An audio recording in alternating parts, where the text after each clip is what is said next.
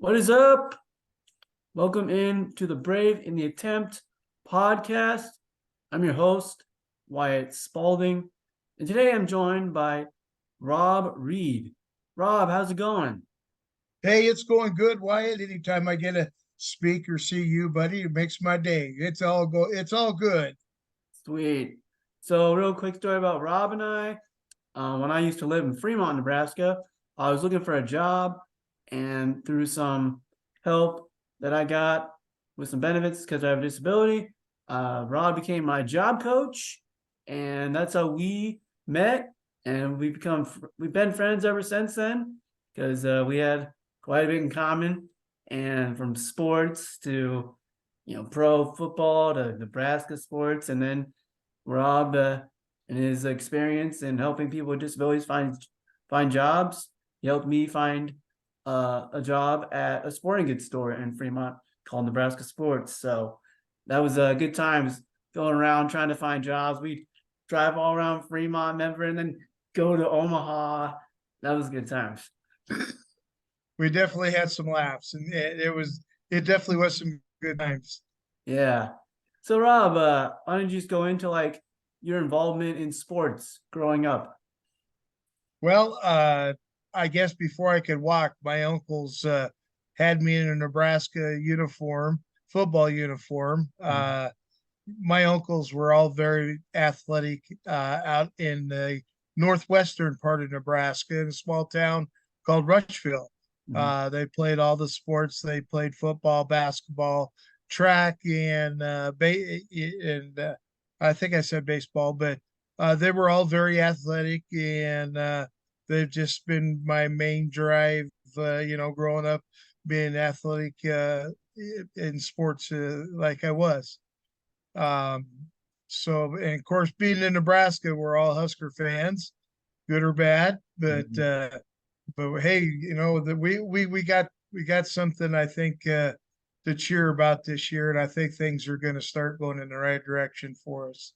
Oh yeah, for sure. So growing up, football was your favorite sport, right? Football was my favorite sport. Yeah. Growing up, I I'm you can't really see me, but I'm kind of like a center block. I'm square and I'm short. I played nose guard mostly and then offensive guard. We played 8-man football because I went to high school in northeastern Colorado where we played 8-man football. We qualified for the state championship game 3 out of 4 years. I was in high school. Um, I was all state 2 years, all conference 4 years. And 1979, I was Colorado 8-man lineman of the year. So I Nice. had I had a pretty good a pretty good athletic career as far as football goes. Nice. So you go along, graduate high school, go throughout your life, and what made you want to go into helping people with disabilities find jobs?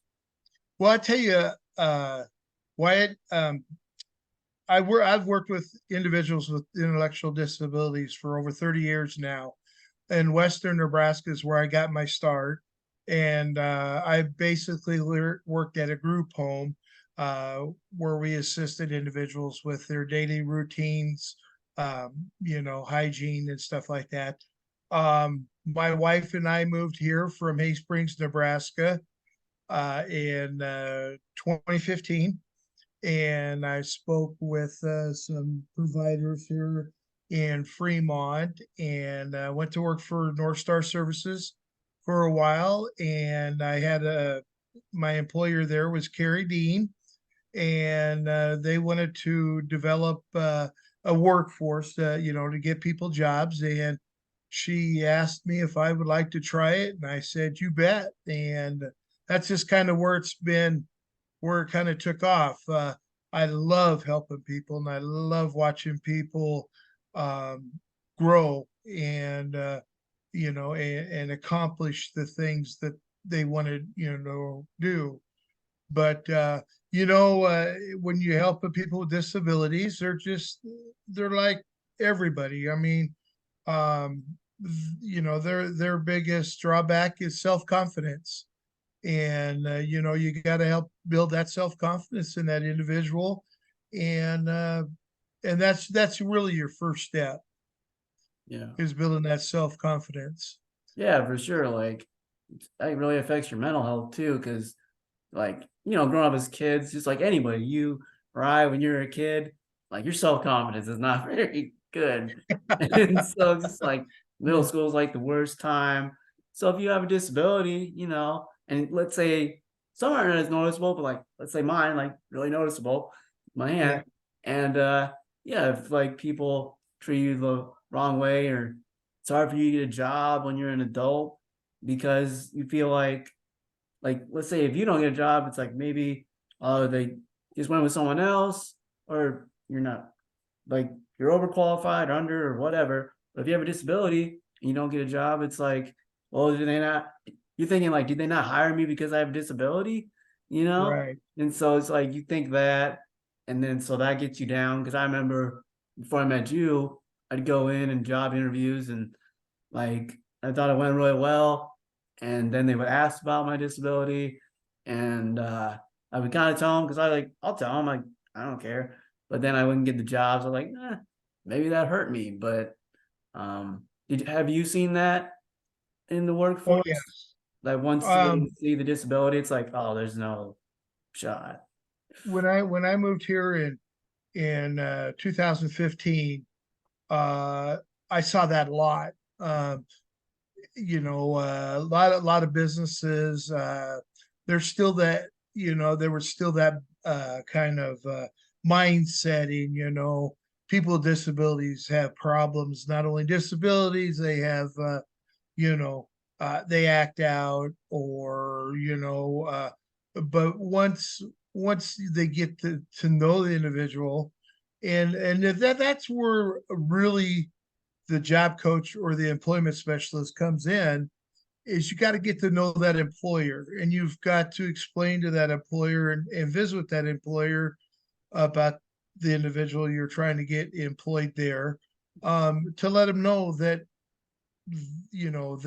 that they don't you know uh, they don't act out. Mhm. Individual disabilities don't act out. I mean, uh, through medication, and just through a little bit of work through the day centers, maybe. That's all 50 years ago. I mean, it's way different now. The mind setting, um, you know, once you get an individual with disabilities a job, they, believe it or not, become one of the best employees that job has, because they always show up for work.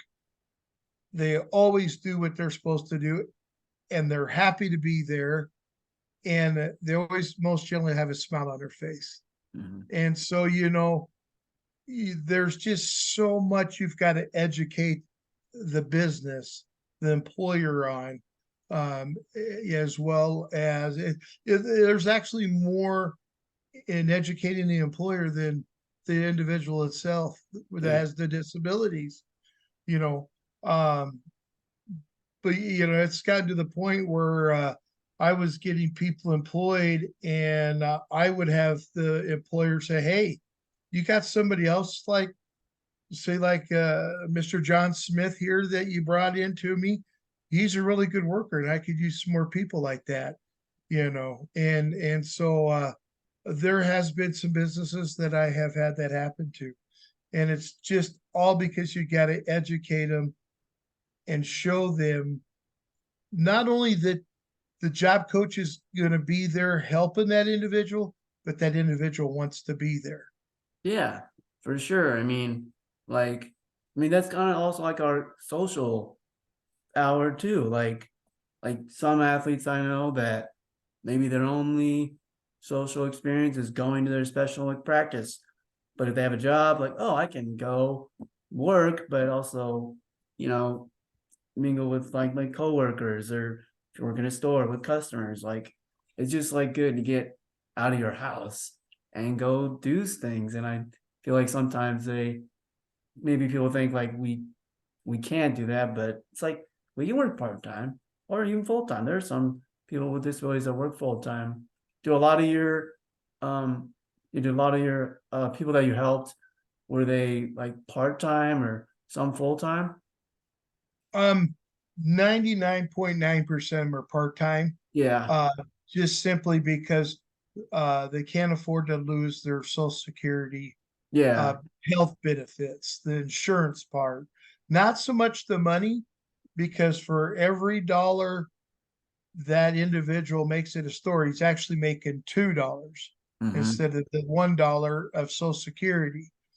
But as everybody knows, the health insurance is so important and yeah, so costly. They just can't afford to lose that health insurance. That's the real kicker, and you really have to watch because an employer, they'll try to go over those hours, because, well, they need that guy there to work, and that's where we really have to watch the hours so they don't lose their social security, their health benefits. yeah, for sure. Like I remember I'd be working like at the Nebraska Sports Retail, and let's say like school would start. So I'm like one of the only part times that's non-school, and so I'd work like, Yeah, oh, this would be great. And then like my parents were like, oh, you can't go over this many. I'm just like, what? Wow, you told me yeah, you wanted me to work, and I always made the joke, and I mean, it would actually happen. Like, it's like, oh, don't worry, mom, I'll get probably sick, and then have to miss a couple days. yeah, And then I would get sick, and it's just like I didn't want to get sick, but it's like I told you, like, but yeah, like that is hard because it's like some of like we want to work, and I bet you see right, that like, oh, this individual would definitely want to work a full-time job if they would just let him keep his health insurance, you know. right. So, and especially like Exactly. for people with disabilities, whether it's like physical and medical like me, it's like, well, I kind of need that. So, Yeah, yeah. Because but we all know, you guys, individual disabilities, has a lot of yeah, medical cost and everything, and they can't afford to lose that, um, right, because it is really important, you right, know, and exactly. and and I think there are being some steps taken in legislation with government Pellin, Mhm. to try to better that. You know what? That's what one day we need to do. We need to go down and talk to him about that. Yeah, You and see what we could get done about that, because there's a lot of individuals out there that are capable, able, and want to work more, but they can't just because of the fact that they'll lose their health benefits. yeah, for sure. Have you Yeah. seen like from the time you started to now, like more businesses and companies are willing to hire people with disabilities? You know, I think they're willing to hire. I think it comes more down to the providers, um, that handle the disabilities, they overlook the individual disabilities. I think it comes down to the provider actually having somebody in their staff that are capable of going out and talking to businesses and getting them, uh, to open up the door to hire individual disabilities. I see more of that. um, we've got some businesses, uh, I don't know if I can say names or stuff, but we've got some grocery stores Mhm. that are really, really, uh, will hire individual disabilities. I mean, they hire quite a few of them. But like I said, I think it all comes down to the provider. It Yeah. comes down to the provider putting in an experienced employment specialist or a job coach, let's out there to talk to businesses to get, to build that relationship to get individuals hired. You Yeah, know, I don't see very much of that going on. Yeah, You I mean, like you said, grocery stores, retail stores, like when I worked at a sporting goods store, stores like Right. that are great, but like, jobs where you sit down and like a like an office job or something, like I don't see many people with disability, like not that I've heard of, my friends that have disabilities don't really work in the office. And Right. I think that's like the next step. Like, okay, we got into retails and grocery stores.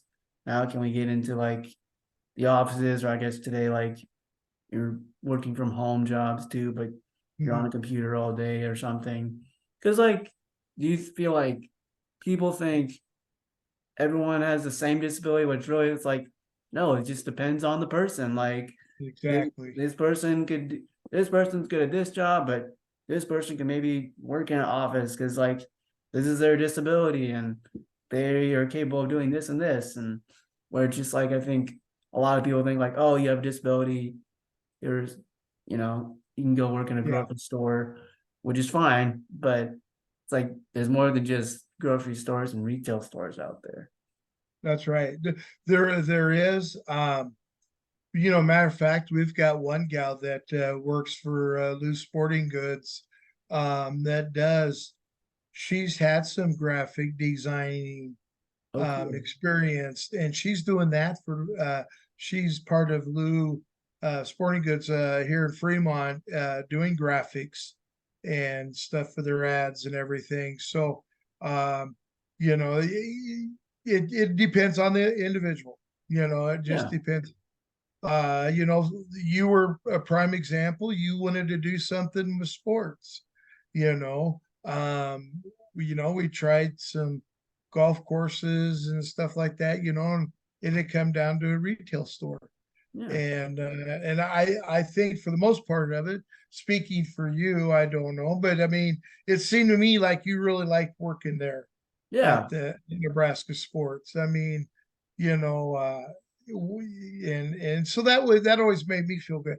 It makes me feel really good getting the individual in a job in the area they want to be in. Mhm. There's one individual who was like you, wants to be in sports. Um, well, we couldn't get him in anywhere, and I thought, well, what about Buffalo Wild Wings?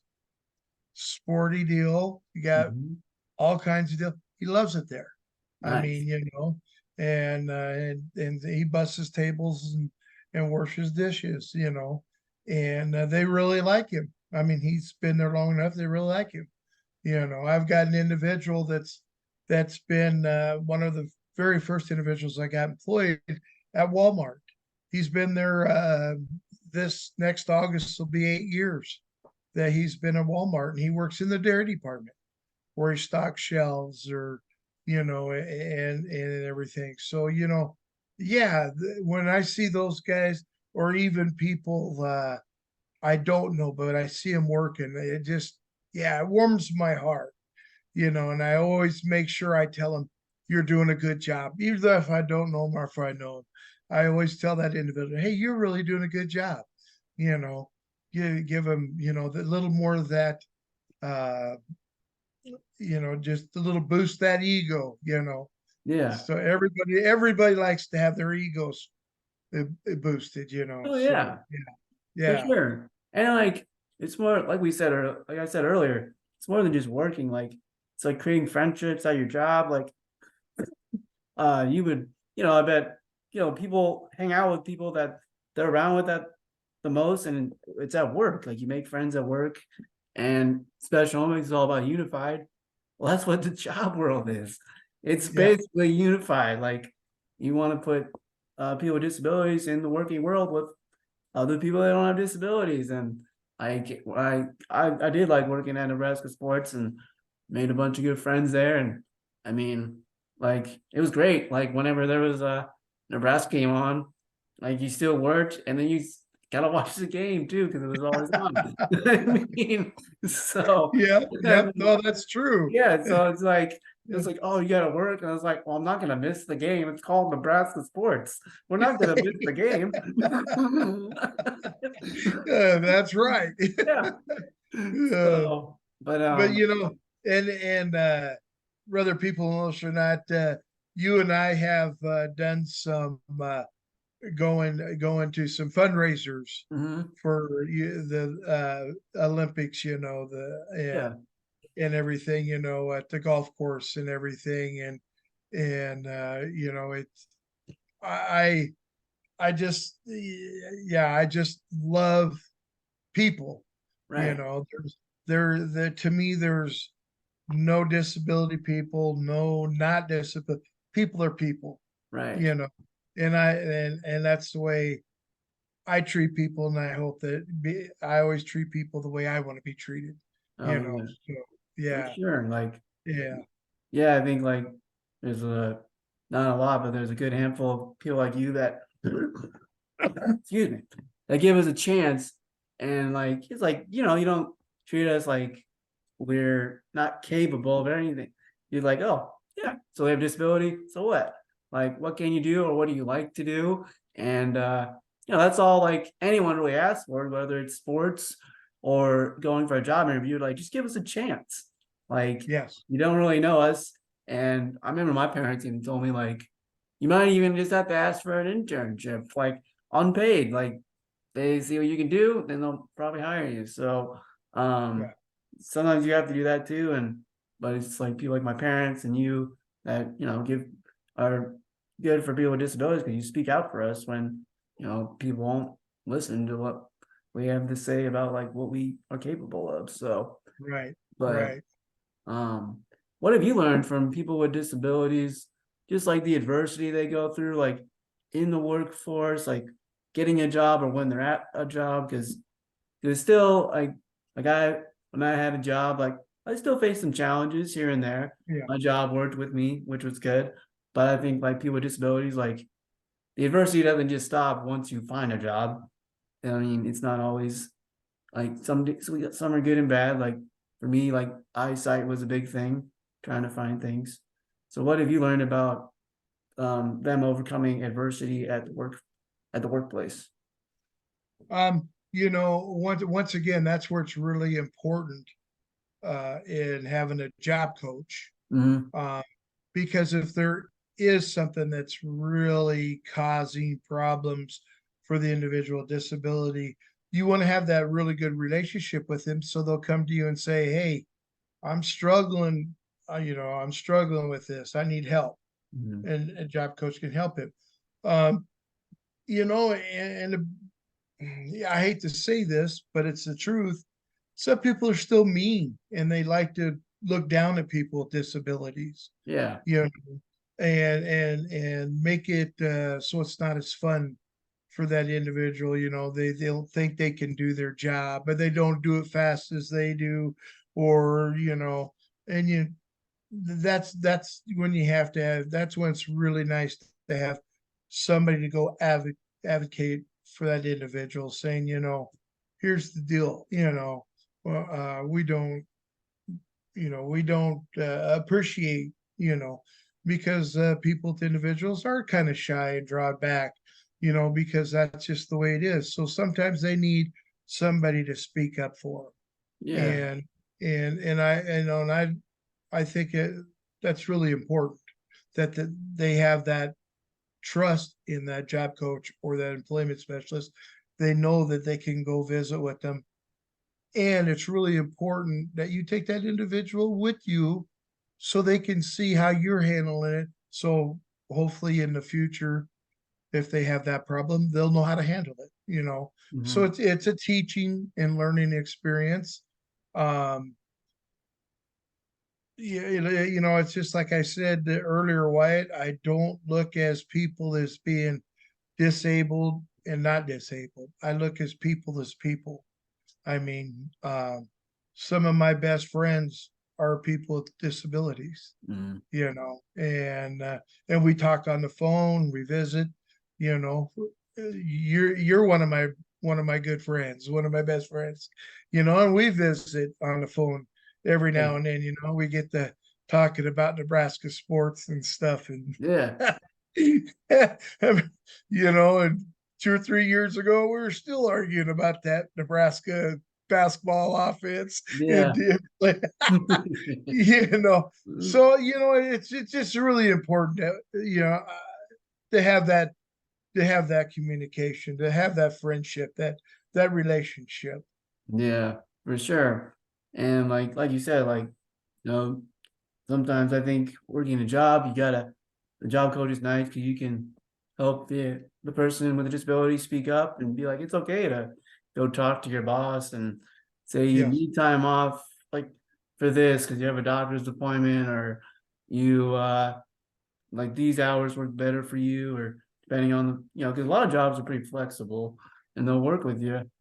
And then what I've noticed too is like once the job hires one person with a disability and they see that they work hard, then they're just more willing to hire Yeah. more people. So, and honestly, let's face it, it makes the company look good too. Like, oh, like they are all for hiring people with disabilities. That's really cool, and the community loves that. So, Yes. um, Yes. but yeah, so like kind of going into sports, like do you know, like, do a lot of your clients would you go watch? I know you've been to some of my Special Olympic sporting events, and what's your take on Special Olympics? How'd you feel when you went to your first Special Olympics I uh think it's great. event? Yeah. I think it's great. I love it. I'm a competitor, Mm-hmm. uh, and to put guys out on the floor, well, like your unified stuff, where there's some people with disabilities, there's some people not, but they play together, Yeah. and that's life. That's the Right. way it should be, you Mm-hmm. know. And so I love it. I love going, to watch basketball. They have the big basketball tournament up here every year at the YMCA here in Fremont. I've been to some softball games in Omaha. And watch them play uh, football. Yeah, you came to my UNL football league. Remember you gave me Yep, the ride the one time? So yep, that was yep, cool. Yeah. yep, yep. So, I mean, yeah, I think it's great. I think it's great because it's that individual's growing. I Yeah. mean, and he feels good about himself. Hmm. you know, and that's what's important. Exactly. You know. Well, before we go here, we're gonna talk some Nebraska football. Do you think we're going to win on Saturday, make a bowl game? You know, gosh darn it. I don't. That's going to be a close one because I sure thought we should have won over Michigan State. I Uh, know. Oh, Maryland's been struggling, but mhm. the beginning of the year, Maryland was playing some pretty good ball. Yeah, Uh, I do feel that we're going to get to 6 wins yeah, out of these next 3 games that we've got. I really do feel that way. I think Coach Rule is really going to bring Nebraska football back. I mean, um, I just got a really good feeling. I like his coaching philosophy. And he seems him and his family both are very involved in the Nebraska community. I mean, yeah.